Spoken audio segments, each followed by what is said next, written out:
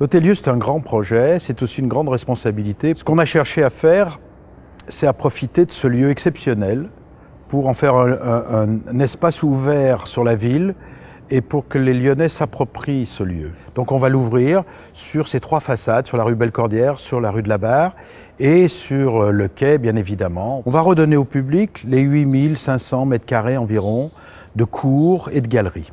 On va créer des jardins d'apothiquerie, on va réimplanter les plantes médicinales et odoriférantes qu'on avait au XVIIe et XVIIIe siècle. Et si on veut que le lieu vive, il s'agit de mixer beaucoup de fonctions.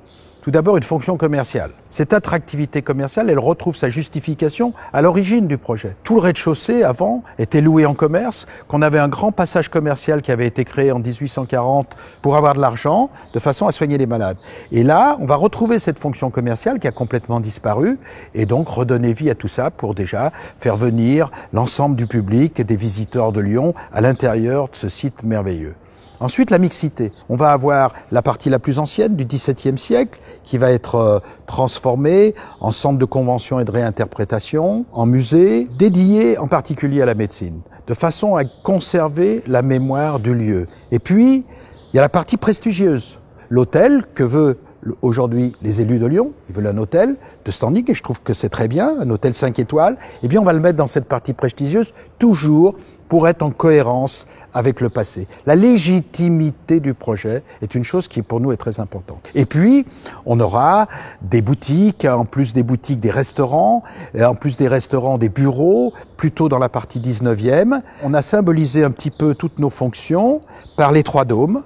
Le grand dôme de Soufflot, avec la partie prestigieuse, c'est la partie hôtelière, qui représente environ 30% du programme.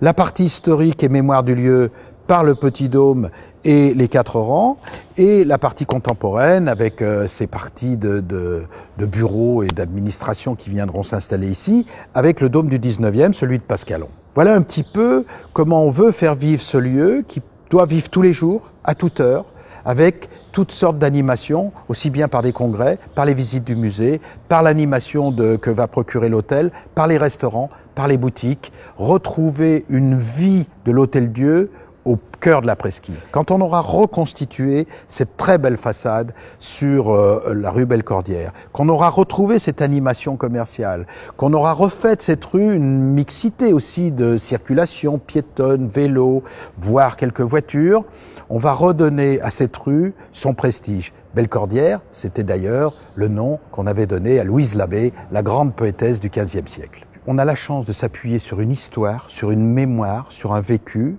pour imaginer l'avenir. Ça, c'est une opportunité extraordinaire pour un architecte.